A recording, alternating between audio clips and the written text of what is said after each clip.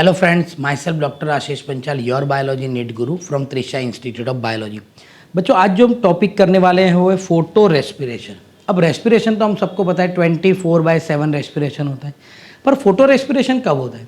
In presence of light, जब plant में बेटा ऑक्सीजन यूज्ड हो और कार्बन डाइऑक्साइड रिलीज हो।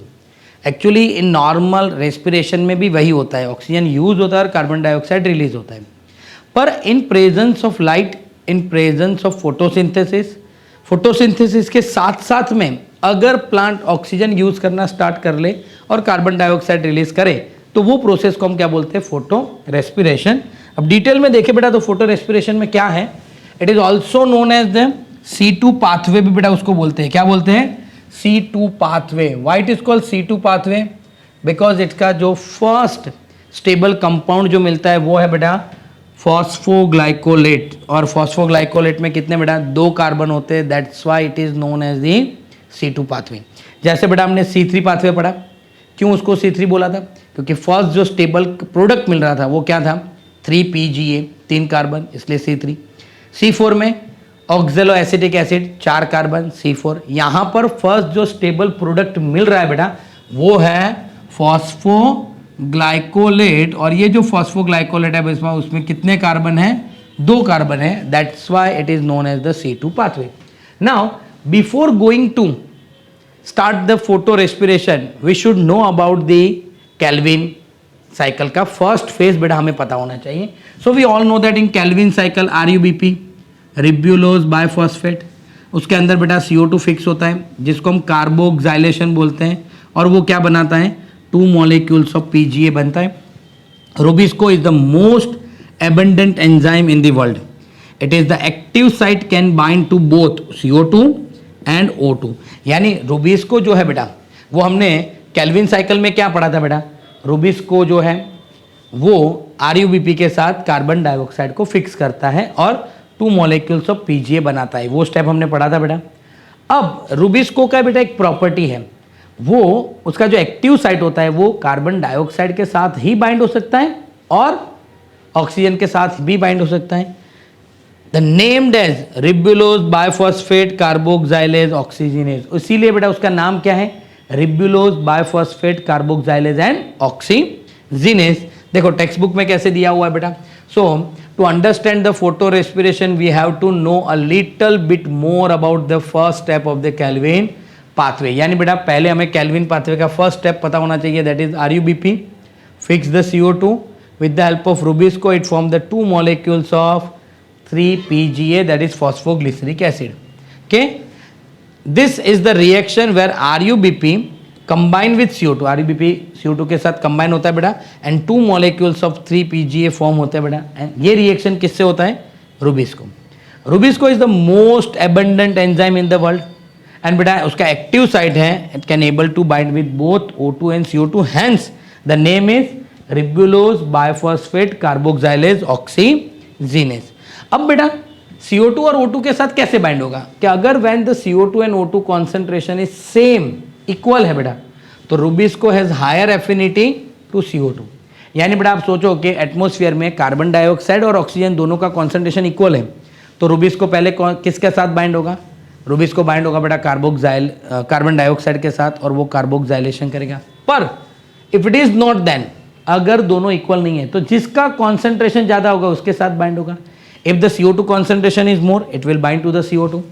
सो binding depend on the concentration of O2 and CO2। Clear बेटा? तो ये पॉइंट भी बेटा हम देख लेते हैं कि टेक्स्ट बुक में कैसे दिया हुआ है। तो यहां पर देखो बेटा, Rubisco has much greater affinity for CO2 when the CO2 and O2 is nearly equal. अगर दोनों सेम है तो रुबिस्को CO2 के साथ बाइंड होगा। It is relative concentration of O2 and CO2 that determine which of the two will bind to the enzyme। यानी बेटा CO2 bind होगा या O2 बाइंड होगा, वो डिसाइड कौन करेगा? CO2 और O2 का कॉन्सेंट्रेशन। अगर दोनों का कॉन्सेंट्रेशन इक्वल है तो CO2 बाइंड होगा, पर जिसका ज्यादा है वो पहले बाइंड होगा। अब C3 प्लांट में क्या होगा वो हम देखते हैं बेटा यहां से। तो आप देखो कि we all know that in C3 plant actually carbon dioxide fix होगा बेटा तो 2 मॉलिक्यूल्स ऑफ PGA बनते हैं। पर अगर कार्बन डाइऑक्साइड फिक्स नहीं हो रहा और ये क्यों नहीं होता वो भी मैं आपको बता दूँ। C3 प्लांट में रूबिस्को कहाँ पर होता है बेटा? मेसोफिल में। फोटोलिसिस ऑफ वाटर भी कहाँ होता है? मेसोफिल में। और मेसोफिल में जब फोटोलिसिस ऑफ वाटर होगा तो ऑक्सीजन रिलीज होगा।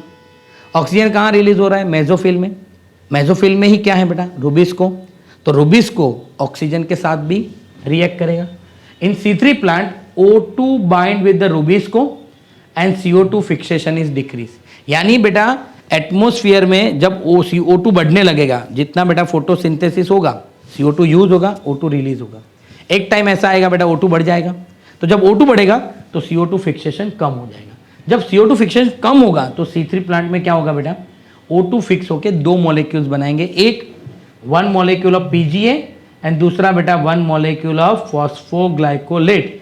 It is called the photo respiration. उसको क्या बोलते हैं बेटा? Photo respiration. मतलब देखो जब CO2 फिक्स नहीं होगा, O2 फिक्स होगा, तो दो मॉलिक्यूल्स बनेंगे बेटा, 1 molecule of PGA that is phosphoglyceric acid and 1 molecule of phosphoglycolate. यहाँ पर लिखा हुआ है बेटा 1 molecule of PGA and 1 molecule of phosphoglycolate.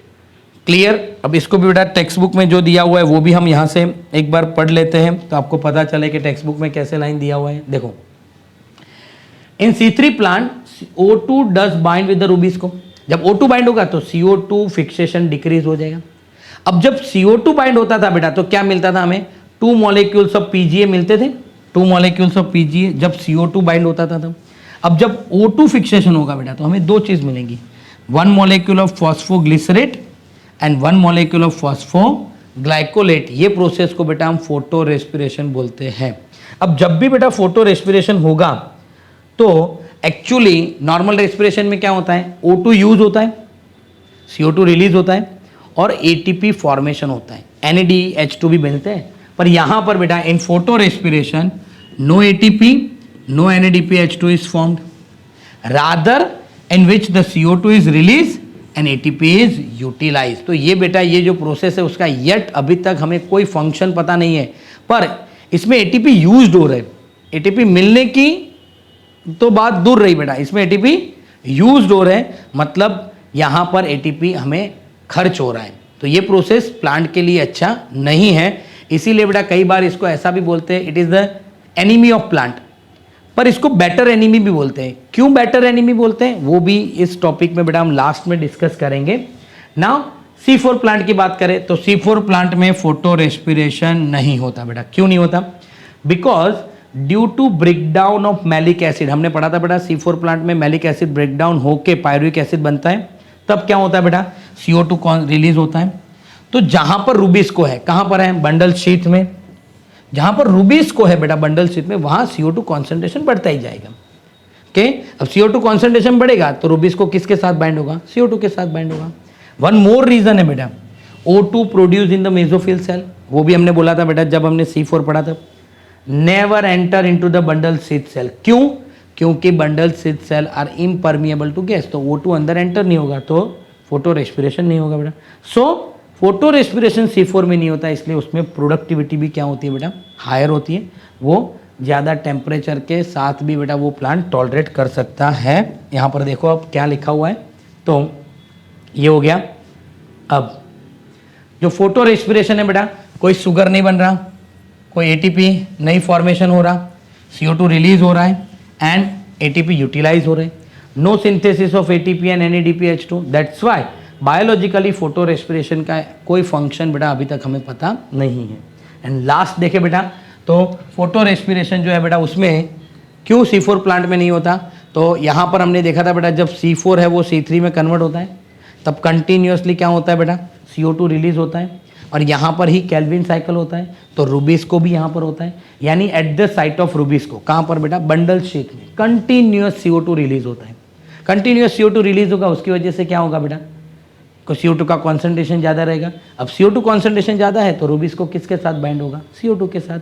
Second reason था बेटा, मेसोफिल सेल में जब फोटो लाइसिस ऑफ वाटर होगा तो O2 यहाँ फॉर्म होगा, पर वो O2 यहाँ पेनेट्रेट नहीं करेगा क्योंकि ये बंडल शीथ सेल है, they are impermeable to gases. सो ये दो रीजन की वजह से बेटा C4 प्लांट में फोटो रेस्पिरेशन नहीं होता। और जब फोटो रेस्पिरेशन नहीं होता इसीलिए बेटा C4 प्लांट का जो प्रोडक्टिविटी होता है वो ज़्यादा होता है, बेटर प्रोडक्टिविटी होता है C3 के कंपैरिजन में। क्लियर बेटा? तो ये हो गया बेटा हमारा फोटो रेस्पिरेशन। एक पॉइंट मैंने बोला बेटा कि ये जो है ना वो गुड एनिमी है। Why it is called the good enemy? अब मैं आपको इसको मैं एक्सप्लेन करता हूं कि प्लांट में अब देखो, जब भी बेटा ये सोच लो कि ये प्लांट है, सिंपल है, आपको याद रखना है ये प्लांट है। अब प्लांट के ऊपर CO2 आता जाएगा, CO2 आता जाएगा, CO2 आता जाएगा। अब एक चीज है बेटा, light is never limiting factor, कभी भी लाइट कम नहीं होगी। सोलर एनर्जी है, इनवाइटेबल सोर्स है, कभी भी वो कम नहीं होने वाला। तो CO2 आया, CO2 आया, CO2 आया, एक टाइम ऐसा आया CO2 एटमॉस्फेयर में कम हो गया। अब जब CO2 कम हो गया तो सिर्फ लाइट आएगी। अब सिर्फ जो लाइट आएगी, अगर a light is fall on the chloroplast, तो क्लोरोप्लास्ट का क्या हो जाएगा बेटा? फोटो ऑक्सीडेशन हो जाएगा। तो सिर्फ यानी यहां जो CO2 आ रहा है बेटा, उसके साथ साथ में लाइट भी आ रही है। अब सोचो ये लाइट भी आ रही है, यानी लाइट और CO2 दोनों मिक्स होके CO2 फिक्सेशन करते हैं और फूड बनाते हैं। एक टाइम ऐसा आ गया CO2 कम हो गया, यानी प्लांट में CO2 कम हो गया तो सिर्फ लाइट फॉल हो रही है। अब सिर्फ लाइट फॉल होगी तो क्या होगा? जो क्लोरोप्लास्ट होगा वो फोटो ऑक्सीडेशन हो जाएगा। वो ना हो इसलिए प्लांट क्या करता है बेटा? तुरंत स्विच कर लेता है। CO2 नहीं मिला, O2 फिक्स करने लगो। और जब O2 फिक्सेशन होगा तो क्या होगा बेटा? O2 फिक्सेशन होगा तो एक्चुअली में प्लांट का जो फोटो ऑक्सीडेशन होना था वो नहीं होगा, पर वो भी होगा कि जो फूड बनना था वो नहीं बनेगा। ऐसा नहीं है, फूड बनेगा पर थोड़ा कम बनेगा। अब कैसे कम बनेगा वो भी हम यहाँ से एक बार आपको एक्सप्लेन करते हैं। वो भी बहुत इंटरेस्टिंग चीज़ है बेटा कि आप सोचो ये रूबिस्को है, जब CO2 फिक्स करता है तो 2 PGA मिलते हैं। यहाँ पर कितना PGA मिलता है? 1। ओके, अब ये साइकिल में एक बार CO2 निकल जाता है, एक CO2 यहाँ से बाहर चला जाता है। डन। तो सोचो कि ऐसा अगर 2 बार हुआ तो यहाँ 4 मिलेंगे, 4 में से एक बार CO2 निकल गया बेटा बाहर, यानी 3 CO2, 3 कार्बन तो हमें वापस मिल रहे हैं, 3 कार्बन हमें वापस मिल रहे हैं, सिर्फ एक ही कार्बन का लॉस हो रहा है। ओके, तो जो एक कार्बन का लॉस हो रहा है मतलब 75% तो हम कार्बन यहां पर रिजर्व कर रहे हैं, सिर्फ और सिर्फ हमें 25% कार्बन ही हम लॉस कर रहे हैं। यानी यहां पर भी बेटा photosynthesis is a bad process, but ये गुड बैड प्रोसेस है, यानी गुड एनिमी बोलते हैं। क्यों? मेन रीजन मैंने बताया कि अगर सिर्फ CO2 आएगा और लाइट आएगा तो फोटोसिंथेसिस होगा, पर सिर्फ लाइट आएगा जब CO2 नहीं होगा बेटा, जब CO2 नहीं होगा और सिर्फ लाइट होगा तो फोटो ऑक्सीडेशन हो जाएगा। वो ना हो इसके लिए photo respiration is a necessary process बेटा। क्लियर? तो ये हो गया बेटा हमारा फोटो रेस्पिरेशन। अगर बेटा आपको हमारे ये वीडियो पसंद आ रहे तो प्लीज़ हमारे चैनल को लाइक कीजिए, सब्सक्राइब कीजिए और बेल आइकन को प्रेस करना मत भूलिए। Thank you, have a good day.